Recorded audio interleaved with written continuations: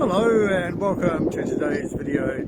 Today I'm sitting at a spot called Ray's Rest, which is near the township of Thames. So I'm sitting on the beach at the Firth of Thames.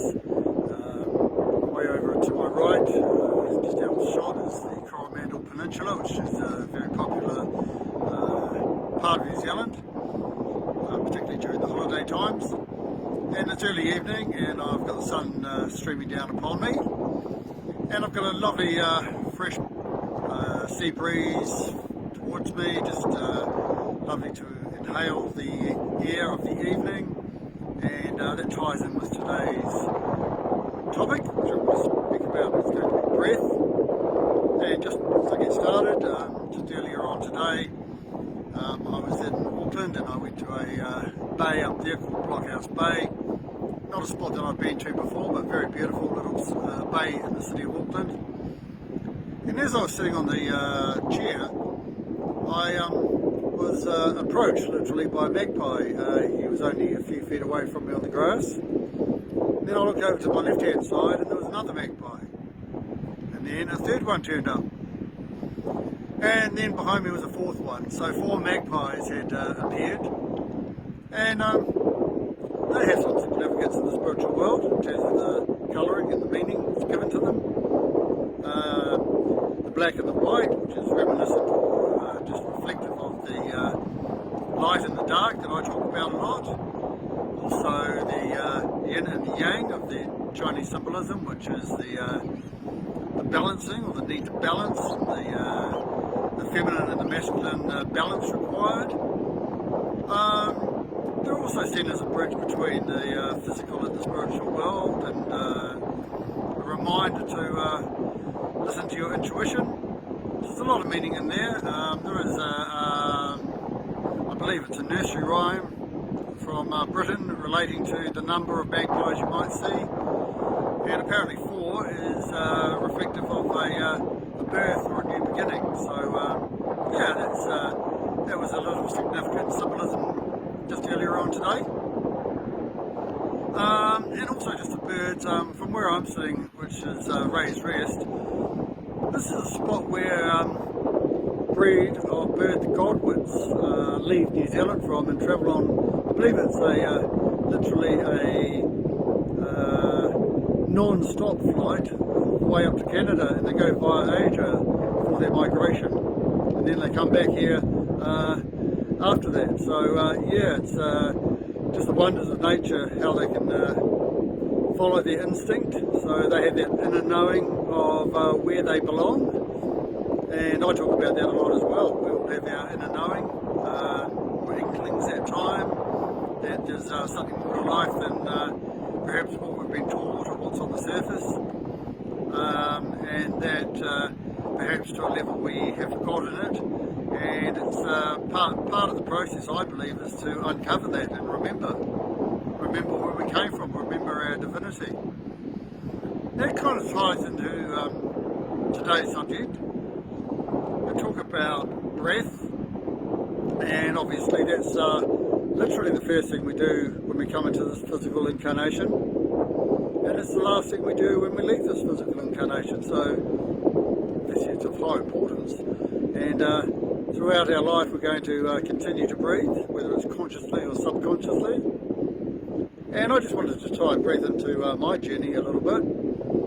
I didn't think much about it for a long time. I can remember perhaps one of the first times I started thinking about breath was probably about 35 years ago, when I was working in a restaurant and we had a cook there. Pretty young guy, probably early 20s. But he was starting to follow a very, I guess, the spiritual path, his own spiritual path, which I didn't really have much awareness of at the time. I had started reading and yeah, doing some investigation into the alternative ways and the spiritual side of things, the New Age side of things. So we got on quite well, and he worked 5 nights a week there. But yeah, he was very alternative. But I remember him talking about vegetarianism, and we were in a chicken restaurant, so he was cooking chicken literally, but he was vegetarian. And he talked about about the concept of being a breatharian. Now, breatharian literally sort of relates to someone who perhaps suggests that they can live off air and the energy of the universe. And probably not a medically suggested way to try and live one's life, but kind of that whole concept of going the whole way of just being able to live off the energy of the universe and breath.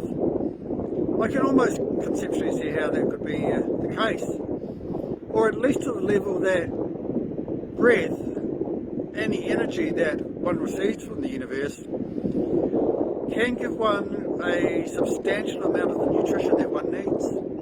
And I've experienced that myself in life.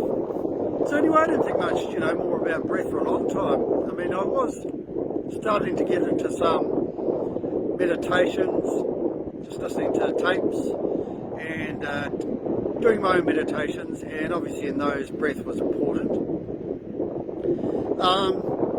But as I've spoken about before, in my meditations, I'm not certain that for a long time, in fact I'm certain that it was not the case, that my meditations I never transcended. And transcendental meditation is this concept of going to the higher realms, so being able to go so deep in your meditation that not only do you ascend to a certain level, you actually transcend. And it was in coincidental 2025 when I was introduced to what's known as 9-dimensional breathwork meditation. So I outlined this story in my writings, and my major life story writing which I've done, which is called Viviendo La Magia, and it's on the website viviendolamahia.com. And I met a Spanish lady in June 2025, and I'd already booked to go to Peru for my spiritual retreat, and she invited me along to some meditations which I'd never done before, and the first one was Kirtan, which I've spoken about in prior videos and also in my writing. And then a week later she wanted to try what's known as 9-dimensional breathwork meditation. And I hadn't done that, but I was keen to try. And this is a breathwork which one inhales deeply through one's mouth for quite a number of breaths. So you could be talking perhaps up to 5 minutes or something like that. And then one holds the last breath for quite a period of time, taking sort of some micro in-breaths if one needs to. And then once one's held that inside for a period of time, the instruction is to let it go, and to let all go of all your, sort of like your darkness or your shadow, or what needs to go out of your nervous system. So it's working on your nervous system, really. Anyway, I did this meditation with her, and it was obvious very early on that the energy flows that were emanating because of this were quite immense. My friend, and her name is Lorena, she was lying down quite near to me, within a metre or so, and I could sort of feel her energy coming off her. And not only that, I certainly had energy flowing within me, and one of the most noticeable things was that around my hands this huge ball of energy emanated, and it was like a current of energy in a ball of just current, a current around my hands, and it was just so obvious. Nothing I'd ever experienced before. So we did 3 rounds of this breath work, and on the 3rd round, one holds the breath perhaps even longer, and you've built up over these 3 cycles of it. And the last breath, you're encouraged to really just let go of absolutely everything, almost like a scream or crying. And once that happened, I let go of it, and it was just this total, just relief, and the most amazing kind of meditation I'd partaken in the week before. I'd done the kirtan, which I'd transcended, and this again was just something slightly different, but just so amazing. And just coincidentally, when we sort of came out of this meditation, and Lorena looked at me and I looked at her, we just were both startled as to what we'd just experienced. And it was in that moment that she had decided that she wanted to become a breathwork facilitator. So she trained actually over the next few months under that particular lady who ran that course. And now Lorena, she's currently in the Canary Islands, and yeah, she runs her own breathwork meditation sessions. So it's had such a profound effect on her. So anyway, what I was finding from these meditations, and that one in particular, so the breath was becoming incredibly important all of a sudden to me. And the following month I headed off to Peru to my spiritual retreat in the middle of the Amazon. And I got there, and one of the first things I noticed on the wall of the room that they called their breakout room was, in neon lights, was the words, "Enjoy your breath." And one of the overriding things that they taught us throughout this whole week, talked to us about through this week, was the importance of breath. And that came into play when we were doing our ayahuasca ceremonies. So to get through those ayahuasca ceremonies, they have some pillars to hold on to, literally, because what you're experiencing there can be quite confronting, or just stuff you've never seen or dealt with before. And one of the things is just to be aware of your posture. The other is to focus on your intent. So what is your goals of being there? And they also suggested to just sort of have gratitude for what you're experiencing. But probably the most important thing they suggested was to focus on your breath. And this came into play in the second ayahuasca ceremony. I'd had this most amazing experience on my first evening. It was incredible. And I went into the second ceremony thinking that it was sort of going to go to the next level, but it actually went very internal. And it was a night or a whole ceremony, bearing in mind that these go for 3 or 4 hours, where sort of for about 2 hours of it, all I saw was darkness, and I wanted to purge my darkness. And a lot of it, well, most of the other participants were having some really deep purging as well. And I remember holding on to the bucket, and not a lot of stuff was coming out other than darkness, what appeared to be darkness.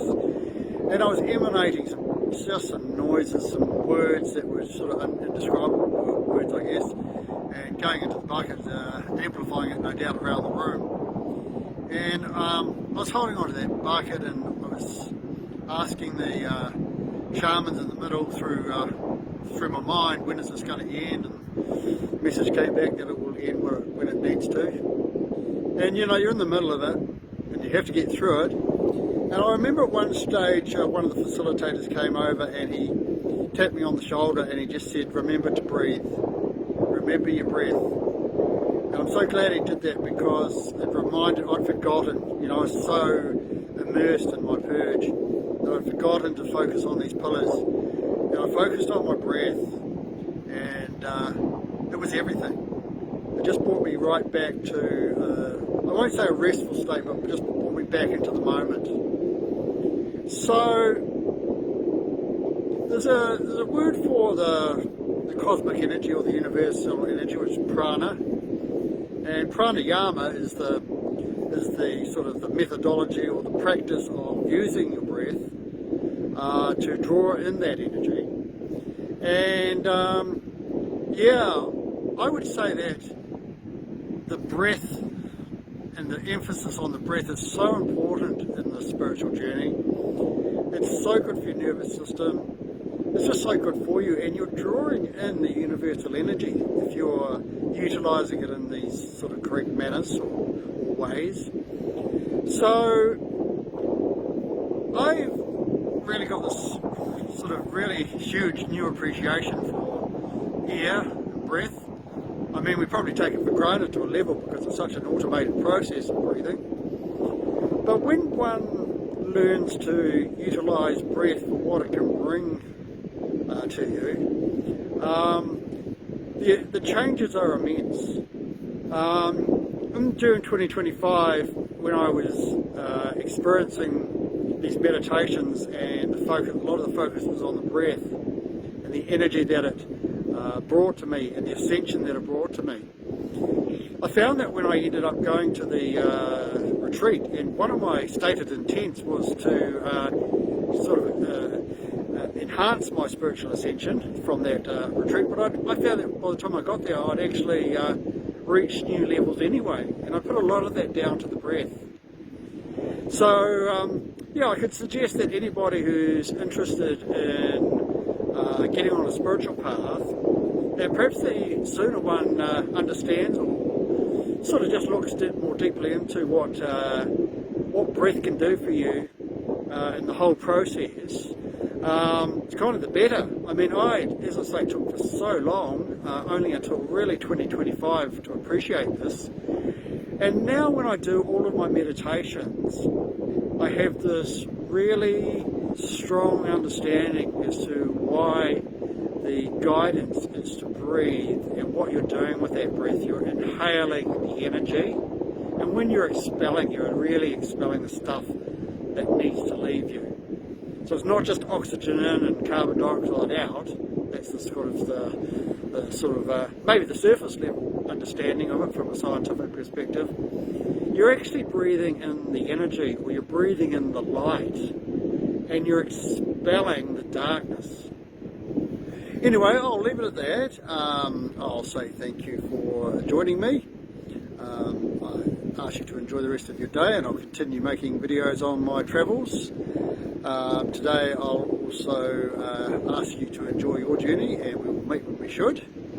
And I'll also ask on this occasion for you to enjoy your breath. And as always, namaste.